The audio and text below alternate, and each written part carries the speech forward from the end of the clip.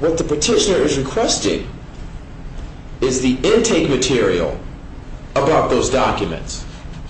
So in other words, if I get a letter from Jane Doe, dated June 15th, and I'm an AAG, I'm under no obligation necessarily to put a base stamp on that document if that's not my normal course of practice. If it is my normal course of practice, then there ought to be one on there. But let's assume, arguendo right now, that it is not.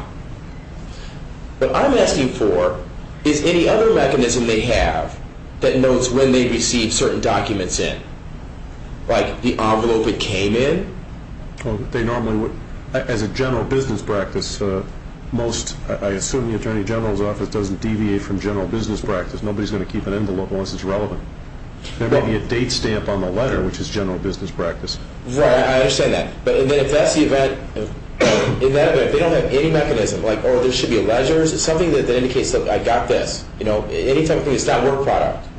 That indicates, okay, this was received in today. All right? There could be summaries, it could be anything. I know in my office, we always staple that envelope to whatever came in. There you have that. Okay. So I'm asking for those I understand your things. issue. Right. And there has to be some memorialization of when they receive these documents. That would be virtually impossible to believe that there is not. On the next issue, releasing of the original on the VHS tape. If the defendant does not have that document, then they can't release it. I understand that. However, if they have the unenhanced copy, I'll take that. I thought they said they gave you the enhanced copy. I want the unenhanced copy. Oh, I'm sorry. I misheard. All right, go ahead.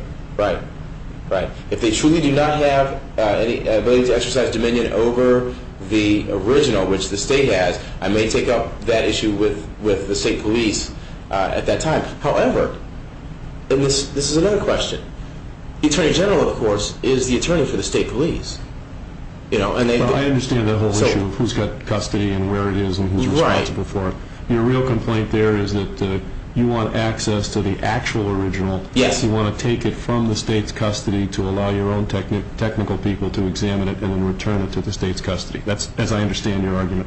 Absolutely. Okay, I understand. Absolutely. And barring that, then I want the unenhanced copy for that same purpose. All right, I understand that. Next up, Your Honor, the protocol issue. Okay? These words were chosen very carefully as well. And I heard Attorney Smith say that the office took it to mean this or that. They took it to mean this or they took it to mean that. But always when we deal with the law, Your Honor, we deal with the plain language first, and then we resolve ambiguities later. The plain language of my request was the policies, procedure, and protocol for the AG's investigation of homicides involving police personnel. I wrote it that way so it would be embracive of any homicide involving police personnel. That's the plain language that I requested. Didn't get it. And then on the eve of trial, here I get it. So I think maybe it would behoove the Attorney General's office, if they have a question like that, hey, just give me a call. Shoot me an email. You know, I'll respond. And that could eliminate a lot of these hassles that we're having right now. And of course,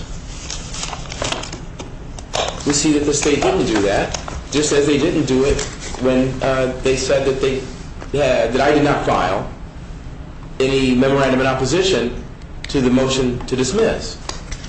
Now, as an aside, before I briefly conclude, a motion to dismiss in this case is almost specious.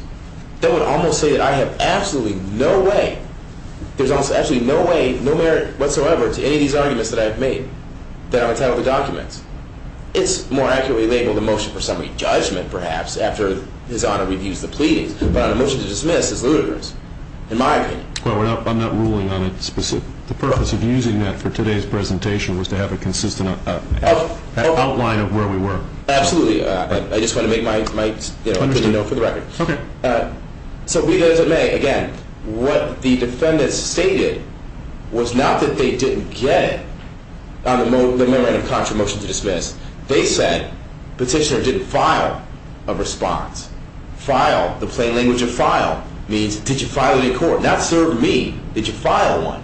So again, if there's a question there, all they have to do is send me an email. Hey, Mr. King, it's not like you. We're trying to work toward an open government here. And, these chicanery is not necessary.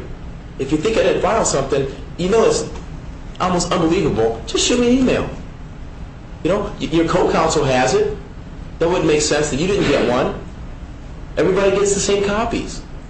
So, again, in light of everything that we've seen in this case, I think there's a certain pattern and practice of non-disclosure, and that the court should be very wary of that in crafting its decisions in this matter. And I thank you so much for taking these under advisement. Thank you, Mr. King. Anything further, Ms. Smith? Just one comment. I would repeat what I said earlier, that the transcripts of the 3 audio CDs that were delayed by 4 days were in the material that was on the CDs that were purchased on the 25th. All right. Thank you very much. I will take the matter under advisement. I'll issue a decision as quickly as I can. The decision will come out in writing. Thank you. All rise. Your Honor, just a procedural matter. We have motions or objections to motions for partial summary judgment, and Well, as I indicated in the beginning of the hearing, I'll take all the matters under advisement. but we haven't filed any written response. Are you saying we don't have to? I mean, that's You certainly, you have 10 days from today if you want to file them. Okay. All right? And Thank you need to mark the 2 remaining items, one under seal, the other not. Yes. Thank you.